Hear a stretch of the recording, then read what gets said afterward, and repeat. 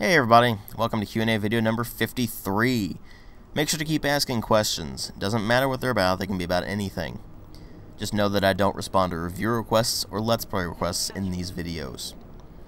But I will respond to those in the comments, if you have the comments enabled on YouTube, because I've been running into an issue where I can't respond to some people because they don't have it enabled. Anyway, suffice to say, it took me a while to find questions for this video.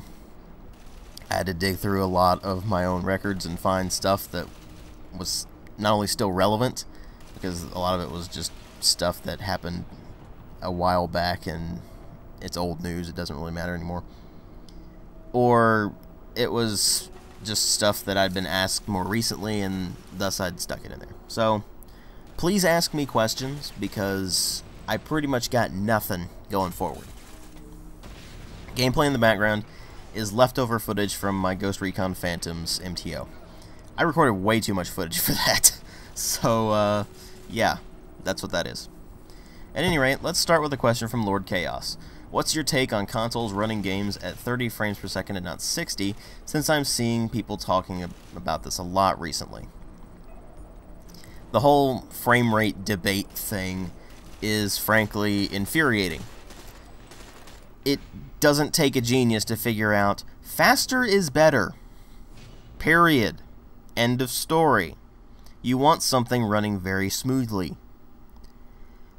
There are some games that are locked at 30 frames per second on console, and that is mostly because they are trying to squeeze the absolute highest amount of visual quality out of that game that they can out of that system. You see that a lot with more recent titles on the last gen, the X360 and PS3, where they had figured out all of the ways to squeeze out every single ounce of power out of those machines, and thus you saw games that were not only better looking than from the start of the generation, but also were running not quite as well as some of the other ones, if that makes sense. What I mean by that is, you had games running at 30 frames per second, whereas before, if they didn't try to max out the visuals, they could get 60 frames per second no problem. The same thing's happening on the next gen of consoles, or the current gen, I should say, the Xbox One and PS4. You're seeing games that are running at 30 frames per second because they're trying to squeeze absolutely everything out of those systems, and the systems themselves are not really that capable of handling that level of visual quality at a very high frame rate. So whenever you see this, frankly, pardon my French, but bullshit about, oh, we want that filmic look, or that cinematic look at 30 frames per second because films are at 24 frames per second, and blah blah blah, it's BS. All they're doing is trying to squeeze out every ounce of visual power out of that machine. That's it. They're making up an excuse. 60 frames per second, if you can't reach that, that is what you should be aiming for at minimum, really.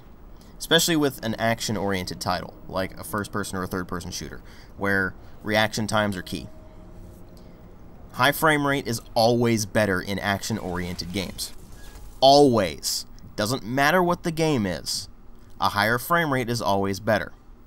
And tethering the frame rate to the gameplay is a really big problem. You'll see that with certain games like, I believe it was Need for Speed Rivals, where if you uncapped the frame rate, the game became unplayable because the frame rate was actually tied into the gameplay.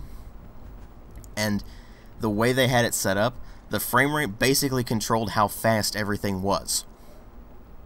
Which in turn made, when you turned it up to 60 frames per second, or just uncapped the frame rate in general, suddenly you're going so fast you can't even react to it, because they screwed up the coding. You don't do that. But here's the thing. 30 frames per second is okay. It's passable. It's playable. If you can't hit 60 frames per second, you can do with 30. It's just not quite as enjoyable or smooth. And don't believe that BS about, oh, the human eye can only see blah blah blah. It can see just fine. I can very easily tell the difference between not only 60 and 30, but hell, the highest refresh rate that my monitor has is 75 Hz. I can even tell the difference between 75 frames per second and 60 frames per second. It's not a huge difference. Once you get past 60 frames per second, the eye doesn't really see as much of a difference, but it is there. So, that's the whole frame rate debate thing. It's stupid. We should always be aiming for 60 frames per second. If you can't hit that and you're going for visual quality, 30 will suffice, but don't aim for 30. Aim for 60. And downgrade if you have to. Next question is from King Pluto Zhao 1. Does it make you cringe when people call Diablo an ARPG, or the game that spawned the ARPG, when in reality it's just a hack-and-slash dungeon crawler? Yeah, it's pretty infuriating. Diablo's not a role-playing game. ARPG means action role-playing game.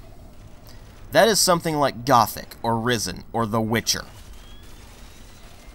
Diablo is it's its own genre, really, of hack-and-slash dungeon crawlers. It's a subgenre, technically. And that's pretty much it. It's its own genre.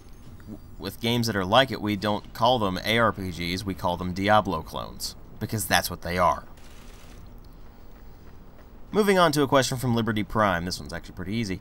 Coke or Pepsi or something else? I don't care. Soda's soda. As long as it doesn't taste nasty, I'm probably fine with it. So, I mean, Coke, Pepsi, if you go to the South, I mean, I've been down there, Royal Crown, RC, it's actually not bad. All sorts of different sodas. You name it. As long as it doesn't taste like medicine, I'm pretty much fine with it. Although, as far as those two go, basically whatever's cheaper at any given moment. I feel like they taste very different, but they're good in their own ways, so they just kind of balance out. Although, as far as what I mostly drink, it's the stuff that's kind of like Dr. Pepper. Next one is from Alive Man Slayer. Do you plan on doing any other forms of gaming media in the future, such as news or something completely original? We'll see. Just depends. Right now, I don't really have the time to keep up on gaming news all that much. I try to keep up on it, but I don't really have the time with the way my life works out to just scour the news and constantly report on it. As far as something original, again, we'll see. And the last one is from Noir Suede. What camera position do you think is best for RPGs? Isometric, which is pretty much every hardcore RPG fan thinks is the best camera position, third person, or first person? People don't seem to understand that camera perspective, I don't know why that tripped me up, is entirely down to what you're going for. If you're going for a tactical large party, like, say, Baldur's Gate or the upcoming Pillars of Eternity or something like that, if you're going for that sort of thing, the isometric perspective is usually better, because you have a view of the battlefield. You have this wide perspective to actually look down on the action and plan things out. So an isometric camera position is usually better for something that's more strategic, because, frankly, it just makes sense. Third person and first person are usually better for the action-oriented experiences, where you really do need to be in the fighting. Something like, say, The Witcher or Gothic, or going with the first person stuff, Dark Messiah. Putting you in the action in an action RPG is always a good idea, because the less disconnected you feel, the more into the action you're going to be. It's a simple ratio kind of thing. It's why games that claim to be ARPGs, like Diablo, are so incredibly boring. You're incredibly detached from the action. Whereas in something like The Witcher, you are in direct control of Geralt, or in, say, Dark Messiah, you are in direct control of Zareth. And you're actually fighting from his perspective, so that makes it even more compelling. And you are doing all these actions and such like that. You're not detached.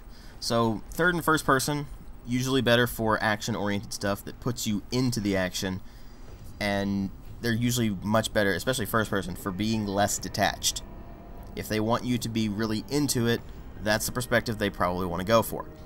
That said, you don't exclude all of them. They each have their own place. And depending on what you're going for at any given point, one might be better than another. But you can make them all work. It's certainly possible to make a third-person, party-based RPG. It's certainly possible to make a first-person, tactical role-playing game or something like that. That's certainly possible. But these camera perspectives tend to be better for one thing or another. It just depends entirely on how they get used. Like any tool, they can be used either well, or badly, or somewhere in the middle. It's just how it rolls. Depends entirely on how it gets used and what they're going for. I feel like I repeated myself a lot there, but you get the idea. So that was Q&A 53. I apologize for not having a Q&A in so long, but back in the swing of things now, hopefully. And I will catch you guys in later videos.